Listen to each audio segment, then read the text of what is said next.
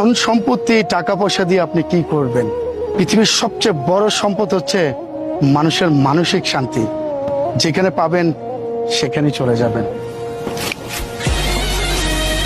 কেউ মানুক বা না মানুক, এটাই বাস্তব, এটাই সত্য।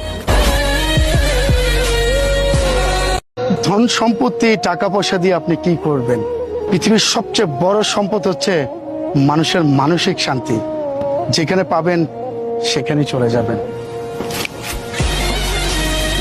কেউ মানুক বা না মানুক, এটাই বাস্তব, এটাই সত্য। ধন সম্পত্তি টাকা পয়সা দিয়ে আপনি কি করবেন? পৃথিবীর সবচেয়ে বড় সম্পদ হচ্ছে মানুষের মানসিক শান্তি। যেখানে পাবেন সেখানেই চলে যাবেন। কেউ মানুক বা না মানুক, এটাই বাস্তব, এটাই সত্য।